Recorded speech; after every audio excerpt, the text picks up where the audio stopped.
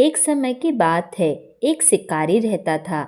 वह शिकार करके अपना घर चलाता था। शिकारी के ऊपर साहूकार का काफी कर्ज था। शिकारी कर्ज नहीं चुका पा रहा था। इसी कारण से साहूकार ने उसे बंदी बना लिया। जिस दिन साहूकार ने शिकारी को बंदी बनाया वह शिवरात्रि का दिन था। शिकारी दिन भर शिव भगवान का स्मरण करता रहा और उसने उपवास भी किया। इस प्रकार से पूरा दिन गुजर गया और शाम हो गया। तब साहूकार ने शिकारी को बुलाया और कहा कि मैं तुम्हें एक दिन का और वक्त देता हूँ कर्ज चुकाने के लिए। और यह कहकर साहूकार ने शिकारी को छोड़ दिया।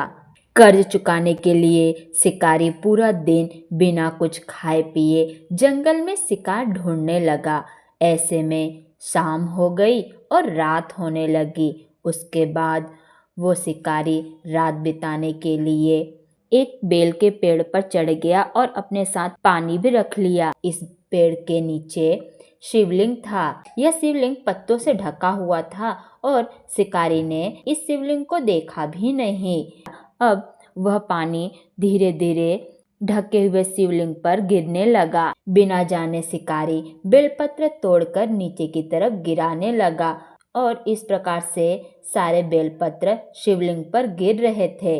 इस प्रकार से उस शिकारी का व्रत पूरा हो गया।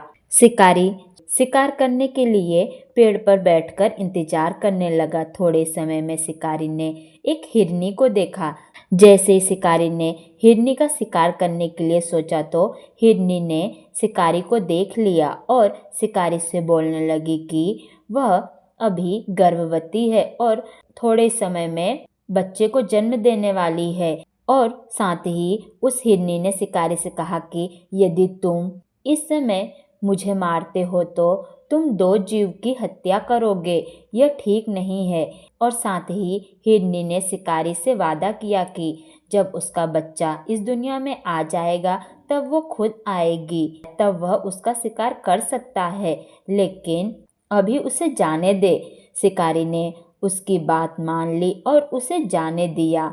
इसके बाद प्रत्यंचा चढ़ाने तथा ढीली करते समय शिवलिंग पर कुछ और बेलपत्र गिर गए। इस प्रकार से अनजाने में ही शिकारी के द्वारा शिव भगवान की प्रथम पहर की पूजा हो गई। कुछ समय के पश्चात शिकारी को एक और हिरनी दिखाई दी जो कि वहां से जा रही थी। उसे देखकर शिकारी बहुत ही खुश हो गया। जैसे ही शिकारी ने हिरनी का शिकार करने के लिए सोचा तो हिरनी ने शिकारी को देख लिया और शिकारी से बोलने लगी कि वह अभी अपने पति को ढूंढ रही है। एक बार वह अपने पति से मिल जाए तो मैं स्वयं ही तुम्हारे पास आ जाऊंगी, परंतु अभी तुम मुझे मत मारो। आखिरकार हिरनी की बात सुनकर शिकारी ने इस हिरनी को भी नहीं मारा और उस हिरनी को भी जाने दिया। और इस बार भी शिकारी से कुछ बेलपत्र टूटकर शिवलिंग पर गिर गए। इस प्रकार से शिकारी से दूसरे पहर की पूजा भी हो गई। इसके बाद उस शिकारी ने एक और हिरनी को वहां से जाते हुए देखा। उसने उस हिरनी का शिकार करने का निर्णय किया। तो उस हिरनी ने शिकारी से कहा कि मेरे साथ मेरा बच्चा है, मैं इस बच्चे को इसके पिता के पास छोड़कर आती हूँ, इस समय मुझे जाने दो। शिकारी ने कहा कि वो इससे पहले भी दो हिरनियों को छोड़कर देख चुका है, वह इस बार इस हिरनी को नहीं छोड़ेगा। इस पर हिरनी ने कहा कि वो उसका विश्वास करे, मैं लौटने की प्रतिज्ञा लेती हूँ। यह बात सुनकर शिकारी ने उस हिरनी को भी जाने दिया। इन सब में शिकारी से शिवरात्रि के अंतिम पहर की भी पूजा हो गई और इस प्रकार से सुबह हो गया। इस प्रकार से उपवास, रात्रि जागरण और शिवलिंग पर बेलपत्र चढ़ाने तथा जल गिरने के कारण अनजाने में ही शिवरात्रि की पूजा शिकारी के द्वारा पूर्ण हो गई। अब शिकारी को एक और हिरण दिखाई दिया। शिकारी ने निश्चय किया कि वो उसका शिकार करेगा। जैसे ही शिकारी ने प्रत्यंचा चढ़ाई तो इस पर हिरण ने कहा कि अगर इससे पहले आई 3 हिरनियों और उनके बच्चे का शिकार उसने किया है तो वो उसका भी शिकार कर ले, जिससे उसे उनके वियोग में दुखी न होना पड़े। लेकिन अगर उन्हें जीवन दान दिया है तो उसे भी छोड़ दे। जब वो उन सभी से मिल लेगा तो वो आ जाएगा। यह सुनकर शिकारी ने उस हिरण को रात भर का घटनाक्रम बताया। तब हिरण ने कहा कि वो तीनों हिरनी उसकी पत्नी है।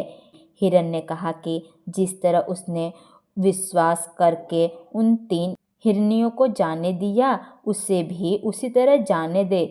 वह जल्दी ही पूरे परिवार के साथ शिकारी के सामने हाजिर हो जाएगा। हिरण की बात सुनकर शिकारी ने हिरण को जाने दिया। थोड़े समय के पश्चात हिरण अपने पूरे परिवार के साथ शिकारी के पास आ गया। हिरण और उसके परिवार के बीच की प्रेम भावना को देखकर और उनकी सच्चाई को देखकर शिकारी का पूरा मन बदल गया और उसे अपने ऊपर ग्लानि होने लगी। शिकारी ने हिरण तथा उसके पूरे परिवार को जीवित छोड़ दिया और अपने जीवन में शिकारी ने अनजाने में ही सही परंतु शिवरात्रि का व्रत किया था, जिसके कारण धीरे धीरे शिकारी का मन पवित्र हो गया और उसने शिकार करना भी छोड़ दिया और वह अपना कार्य करने लगा। जब शिकारी की मृत्यु हुई तो शिकारी को लेने के लिए यमदूत आए, परंतु शिकारी ने अपने जीवन में शिवरात्रि का व्रत किया था, इसीलिए शिकारी के पास उसी समय शिवलोक से शिवदूत आए और वो लोग शिकारी को शिवलोक में लेकर चले गए। इस प्रकार से शिकारी को मोक्ष की प्राप्ति हुई।